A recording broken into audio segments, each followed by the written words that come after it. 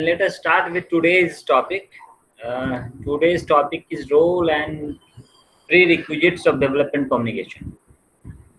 Earlier, in this second unit, we discussed about the concept of development communication, philosophy of development communication, then definition of development communication, and finally, for doing development communication, there are certain prerequisites. Once community and people need to fulfill those prerequisites, and today we will discuss about all these things, and also we will discuss that what should be the role of development communication, because it always a point of debate that what is a role of a development communicator. Once we go to a village, sometimes we want to change all existing norms, all existing system, and we want them to adopt new system, new practices. So this should be the role. Or another way of seeing into this thing is that people say that we must have localized approach of development communication, where local ideas, indigenous ideas should be incorporated with the historical and cultural and social background of the society, and then it will be helpful for the people and society to adopt those changes. So these are certain debates. So it is very much essential to know about role and prerequisites of development communication. So there are two primary roles of development communication. First is transforming role. And transforming role means somewhere you need to transform the society. It means, the existing system, existing norms, existing practices should be transformed completely. Right? And this is necessary for bringing social change and in direction of higher quality of values of society. And to do so, we have to create an atmosphere where people would be accepting your ideas and they would be ready for change. This is the first role, that is, you have to transform the society. Second role, which is attached to the transforming role, is socializing role. Socializing role means the development communicator or any media which is indulged in development communication need to socialize with the existing system, existing norms. What it means that once, very 2 days or 3 days before, I got a call from one of my students who is working with Care India, and there is a practice which is very much prevalent among villagers nowadays, that is Corona Mai, right?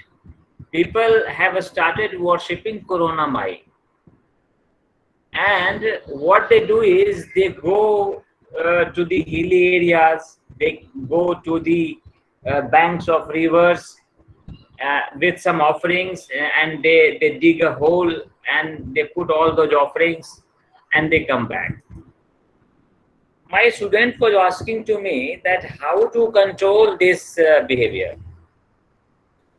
Problem is that in all this procession and the process of worshipping this Corona Mai, people are gathering in huge numbers, and they don't follow social distancing, they don't follow all the necessary things which are being said by the government and which is required to stop the coronavirus. They are not following any those of things, and they are just worshipping Corona Mai. So what will you do? How can you stop this kind of, because it has a cultural thing. It is related to your culture. We worship everything. We worship all animals, we worship all trees, we worship. Uh, uh, I mean, if you go to Chandigarh, there is a Chandi Mai. If you go to Mumbai, there is a Mumbai Mai, Patan Devi. I mean, these kind of things. This is a part of our culture. So how will you stop these kind of practices? And that too, because it need to be stopped, because it may turn into very fatal when a lot of people may get infection due to this gathering. So I told him that you cannot deny it completely, that they should stop worshipping Corona Mai, because they will not accept it. If here now you try to understand about these two role of the media or development communicators. First is transforming role. While in transforming role, what will you do? You will try to stop the community to perform and to worship Corona Mai. So now it is very difficult, because it is related to your culture, it is related to your social background, historical background. So it is very difficult to transform the society on this point. Now, second point is role. It means that you get socialized with the idea, socialized with the concept that yes, you worship Corona Mai, but at the same time follow all the norms which are necessary to stop the spread of coronavirus. As you in measles also, when the disease called measles, which is called Mata also in our area, and what we do, we perform all the rituals which are being culturally done by our society, but at the same time we follow the norms given by medical experts also, that how to keep him clean, how to what type of food that person should be offered. So what you need to do is that you have to accept the idea that yes, if you want to worship Corona Mai, you can go for this, but you can uh, motivate them to adopt the given guidelines by the government to stop the spread of coronavirus. So now you may understand how difficult it is to transform a society. That's why you need to socialize them sometime. This is one point. Second point is, so many times you find that there are certain practices in the society which are good for the society, right? And that need not to be changed. For example, family system of India, right? And this family system is being praised in Western countries, that India has a family system, and this family system is very strong system, and this is very helpful in coping small issues in the family, small issues in the society. So this is one thing. Second thing is that we worship our nature. uh, due to this, you may find that due to this worship of nature, our behavior is very much nature friendly, right? So this kind of our practices should not be changed, should not be transformed. So that's why socializing role is important. It means that as a development communicator, you should not think always about transforming the society. You have to also find out those practices which are good for the society, and to promote those practices, you have to be socialized with the community. So this is the second role which is attached with the transforming role. And second role is provide innovations through which society may change. You have to be very innovative. While whatever, if you want to transform the society, if you want to socialize with the society, if you want to keep certain things of the society intact, so to do so, you have to be very innovative. So innovation is very essential, and this is the role of, these are role of development communication. So now there are certain prerequisites of development communication. You understand that how to do development communication, and what are the roles. But there are certain preconditions. Prerequisites means preconditions. Without those, without fulfilling those preconditions, development communication would not be possible. So there are two perspectives on seeing these prerequisites. First is communicator's need. Like if you are a communicator, what is your need? The communicator may communicate with information and knowledge, and thus motivate the masses. So, what is the need of a communicator? That communicator must have knowledge, communicator must have information, and which may be useful for the society, and then only it will motivate the mass to accept your idea. This is the first requisite. You must have idea, you must have innovative idea, you must have knowledge, you must have information, which are necessary for the society. Now, second, audience need. Audience may ask for development information, making demands for development, and asking solution for development problem. These are second need. It means that audience or your receiver should be ready for development, and they should be ready for new information.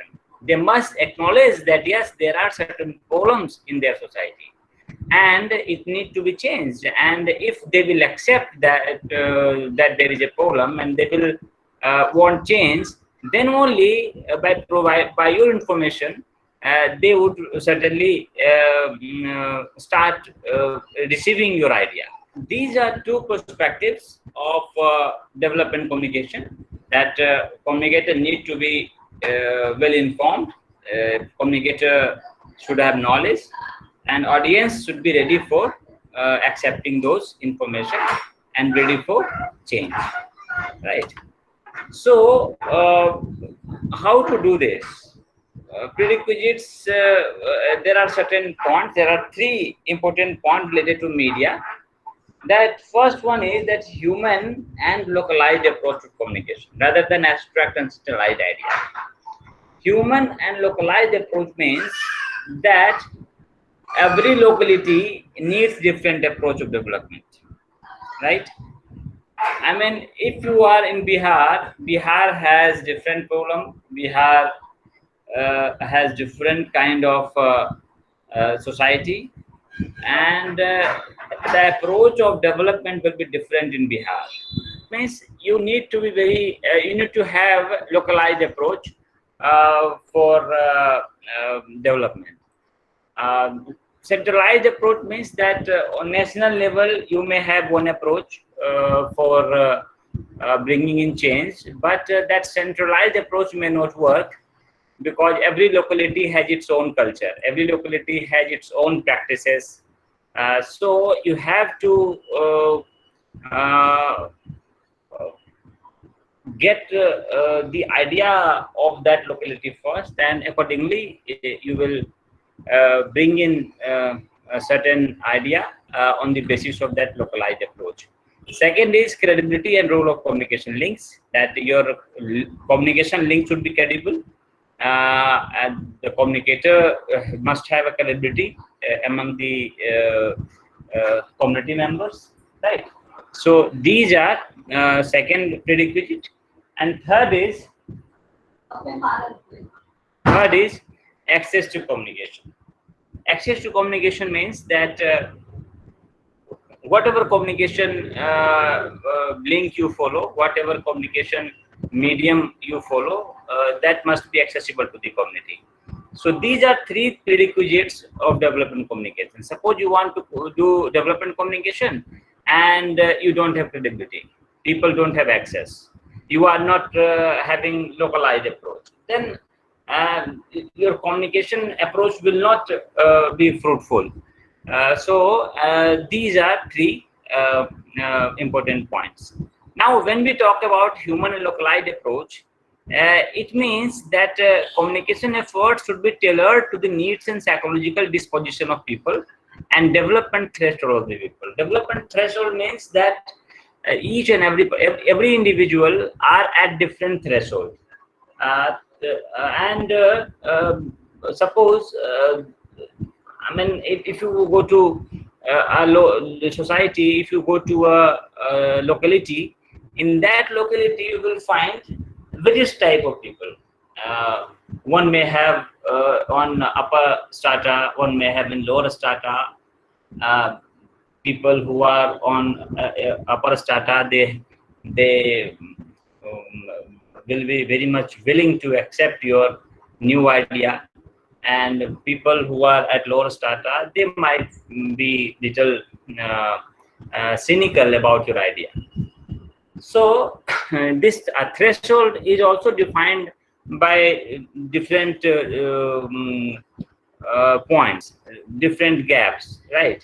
So development threshold is significant for development communication, and there is a marked difference between development threshold of rural and urban society, between elites and masses, men and women, within the urban and rural society. So it is different. Development, as I told you, that development threshold will be different from for every person, and these differences in the threshold are termed as development gap. Right. So if one person is at different threshold, another is at different threshold, it means there is a gap between these two people. It can be done. It can be between two society. It can be within society. It can be uh, on gender basis. It can be on region basis. So these development gaps need to be kept in mind while doing development communication. And how we identify these development gaps? First is socioeconomic gap, second is knowledge gap, and third is communication gap. I need not to discuss these 3 points, because all you know that what is socioeconomic gap, right? People are economically weaker, socially they may be weaker, and in India, when we talk about socioeconomic gap, it means that Indian society, as you know, that there is a system in our society which term some community as upper caste and some community as lower caste, and this social gap is also important while dealing with the development communication. And economic gap, I mean, basically socio-economic in India, socio-economic gap, those who are socially weak, they are basically economically weak also. This is the fact. If you go to the village, if you belong to village, go and see that you will find that those who are socially weak, they are basically economically weak also. You will find people in villages, and those landless people are basically lower caste people. So these gaps need to be identified, and accordingly you have to do development communication. Second is knowledge gap in knowledge. Obviously, because people are less educated, people are more educated, people are illiterate. So obviously, on the basis of that, there will be difference in knowledge, and so this knowledge gap also need to be addressed. Third is communication gap. Communication gap means that access to communication. Um, you may have smartphones in your hand, but there are smartphones. They do not use, they cannot use all this information communication technology. So this gap also need to be addressed. So if you will address all these 3 gaps, that becomes development gap. And according to this development gap, development threshold is defined, that which people are at which category. If you may make a clear-cut differentiation among among people of society, or between different communities in a society, you will find that each community will be at different threshold. So accordingly, you have to plan your development. These are prerequisites basically, right? And development gaps suggest that people in different development threshold need different development communication handling for effective development, right? So for each threshold, you have to have different approaches of development communication. So that's why these development thresholds are important. So in this existing development gap pattern of communication, communication may lead the have-nots away from the mainstream of development, thus creating gap between the haves and have-nots.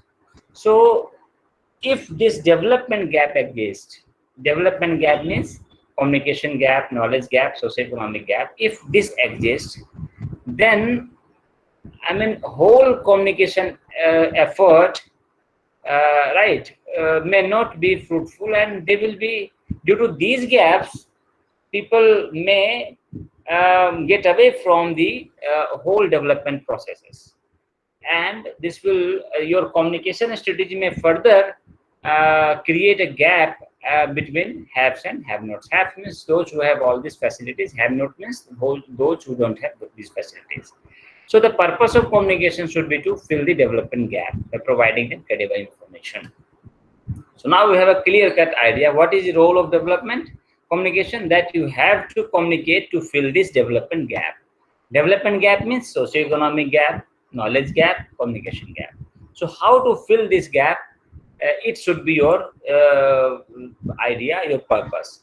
And how will you do that? By providing them credible information, right? Access to communication, one of the things which we should discuss. There are three prerequisites as we discussed: human and localized approach, credibility, and third is access to communication. So first two things we have discussed, that how credibility is important in development communication, and localized approach we understood that it the localized approach leads to development gap, and development gap we discussed that how there are different types of gaps which term as development gap. Now access to communication means the access to communication channels govern people's participation in development messages. For people, which suggests the necessity of accessibility of mass media and interpersonal channels for social and political change. So access to communication, why it is needed? That they must have access to mass media, they must have access to interpersonal channels, and then only social and political change may occur. So access to media defined by three sub-factors, right? First, technical and potential reach of the media. Technical and potential reach, both are different things. For example, technically, radio, the reach of radio is at all over the India. In all over India, radio is reachable. This medium is accessible to the people. This is technical reach. Now, potential reach means that what is the further potential, how it can help in development communication, right? There are, take the example of this new media technology, smartphones, and the new media based development initiatives. So technically, yes, it is okay that now only 20 or 22% people have internet access in their households. But what is the potential of this medium? Potential is that this medium can reach to the 100% of population, and so you have to, while discussing access to media, you have to take care of both the things, technical reach and potential reach. Second is distribution of media among people, whether it is distributed among people or not. It is not that, if it is reachable, technically reachable to people, it's okay. If it is, you have infrastructure in all over the country, and you can have mobile access everywhere, but it's okay. Technically, it is available, but whether it is available, it has been properly distributed among people or not. So this is second point. Third point is audience of the interpersonal infrastructure. This is also important. This is not only media, but there must be an interpersonal infrastructure of communication also. And interpersonal infrastructure means that you must have change agents, communication agents between the sender and receiver. It means the people from the society, people from the community, who may further try to popularize the idea of development communication, popularize the innovative ideas. So this kind of interpersonal infrastructure is needed. If it is not there, then you have to develop that interpersonal infrastructure. Because why this interpersonal infrastructure is needed? Because those people who are the main factor of this interpersonal infrastructure, those people belong to the same society. They know the culture, they know the social factor, all the factors of their community, and thus they are more effective in communicating the idea further. So these are prerequisites of development. Now there are certain criticism of this idea. Criticism is that availability of mass media and mass media institution itself is no guarantee that media will be used by the people. Right? This is the criticism, that it's okay that you talk that it must be available. When we are talking about access to communication, in that sense, if this criticism is being put here, that it may be accessible to the people. People may have all the mediums, all the media to them, but it is not guaranteed that it will be used by the people, right? Why? Because mass media are usually not available where they are needed the most, right? And you will find that mass media has its own way of providing us the news. There are some market forces. On the basis of that, they bring out news. So sometimes it is found that mass media do not focus on that area where it is needed the most. For example, there are various critical issues in the society. In last time, in this, just because of this lockdown, um, uh, unemployment rate is very high. People are losing their jobs. But if you go to the mass media, you will find that there is no discussion, there is no any news related to these social forums, right? I was just going through a news article in which it was said that in Noida itself, during these 3-4 months, 168 people committed suicide. It's okay that you are following Sushant Singh Rajput's suicide case, but at the same time, in these 3-4 months, 168 people in Noida itself committed suicide. So we don't have the data of all over the India, but it is very interesting to know that how many people committed suicide during this period and what are the causes of committing suicide. And it may be economical, it may be some psychological factors which may lead to such kind of steps, but we don't have idea, and media is not very much interested in bringing out these data and starting a fresh discussion about the whole psychological issues and economical issues which are related to these suicides. So this first point you must be getting, that we find that mass media are not available where they are needed, right? So that's why this is criticism, that it's okay if it is accessible to people, it does not itself is a guarantee that it will be used for by the people. Second is, whatever media are available or received usually fail to carry the kind of information that might aid people, right? It is also a second criticism, that whatever media they available to them, and they fail to carry information which are necessary, which are required by them.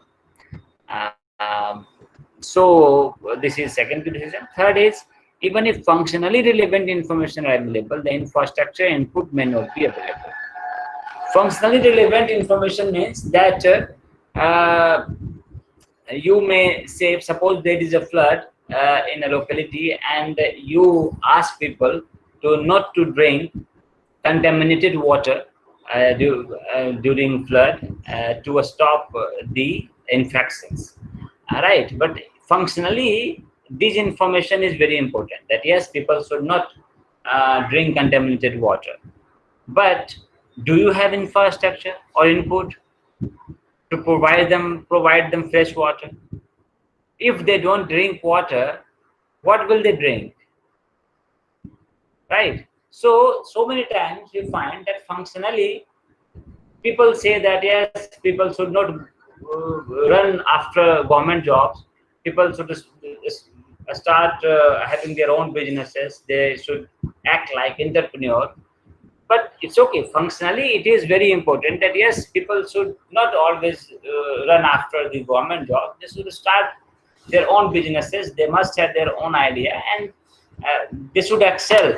But functionally, it may be very important and very on hearing these kind of ideas, we must say, "Oh, it's very nice idea." But whether do you have infrastructure, do you have the skill development department, do you have the overall blueprint of that kind of businesses, do you have support system for those people who want to become entrepreneurs? So this is also important, that the kind of idea media carries, right? So that may be functionally very relevant, but practically sometimes it is not possible to accept those ideas because you don't have infrastructure for all these things. So what should be the final after going through all these things? There are certain points that role of development communicator. Being a communicator, what will you do? First is has to understand the process of development and communication. You have to be very much clear about it. What is the process of development? I mean, each steps of development and communication, you should know about all these things. Should possess knowledge in professional techniques and should know the audience, right? I mean, you should know your audience and you must have knowledge and professional techniques. Prepare and distribute development messages to millions of people in such a way that they are received, understood, accepted, and applied. These are four keywords which I have highlighted.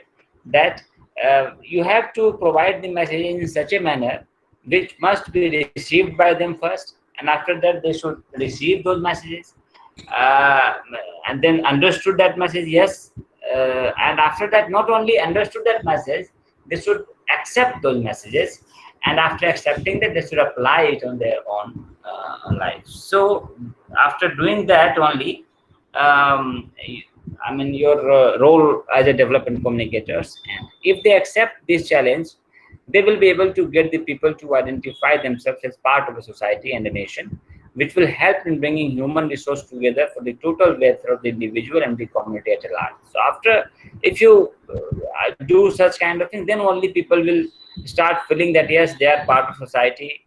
As an individual, they will fulfill all the desires, they will fulfill all the potential, and overall community will also benefit from them. So there are certain challenges of development communication. First one is prioritization of themes, right? Priority. And especially in poor countries or in developing nations, it is very much difficult to prioritize the theme. Prioritizing themes means that you have various problems, right? And now you have, suppose you have problems of malaria, TB, AIDS, then you have problem regarding sanitation, fresh drinking water, infrastructure. All these are issues of development, and empowerment of women empowerment. All these are issues, right? Now, how will you prioritize that which is important right now, right? So this is little bit difficult. That what should be our first priority and second, and then further. So prioritization is very much important. So this is first challenge for development communication in developing nations. Second is intersectoral and interagency coordination. Intersectoral means that as I suppose one sector is education and one sector is nutrition, right? So these are two different sectors and two different agencies are working. So these two agencies are working in two different sectors. So how to start an intersectoral approach means that both sectors should come together, both agencies should come together, and both agencies should start working in the same direction, that is welfare of the society, right? Not only nutrition, but overall should be the welfare of the society, and both education department and health department both would come together and start doing jobs in coordination. So this is very much important. So this is also a second challenge that in this has been seen in our country that this is not possible. Intersectoral and interagency coordination is not yet done properly, and this is one of the problem. Funding and sustenance. Funding means that you have to, if you have a issue and if you want to uh, change of area and change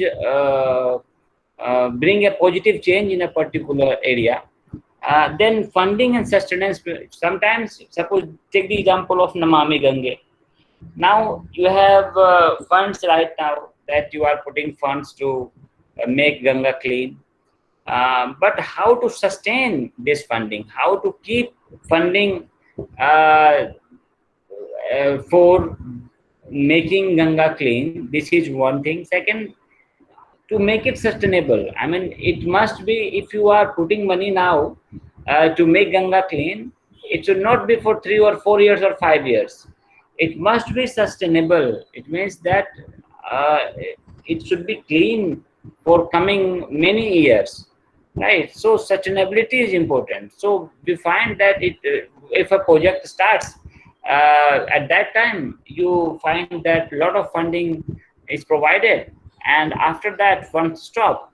And fourth is monitoring and evaluation, and it is also not done in India. That if you are doing a development communication, and if you have project related to development communication, you don't evaluate whether it is benefited, whether it has certain effects or not. So if you will evaluate and monitor the whole process, then only development communication will be successful. Take the example of this Namami Gange. Government is putting fund to keep Ganga clean, but I don't understand that whether they have any development communication project regarding this or not. There are people who are living on the banks of these rivers, and you will find that the cultural practices and social practices are not very much supportive of making Ganga clean, right? Whatever we worship, we tend to throw all those remaining things into the Ganga. Then we take bath in Ganga. Or there are various when people die, we throw them into the Ganga. So, I mean, the whole these cultural practices need to be questioned, and for that you have to have a development communication project, and for that government should provide fund, so that these kind of projects can be carried forward and can be taken by different agencies, and they should try to make people aware that how to check this kind of behavior, right? Then only we will be able to make Ganga clean properly. So these are certain things. So prioritization of themes, intersectoral and interagency coordination, funding and sustenance, and monitoring evaluation. These are challenges of development communication. Now, if you have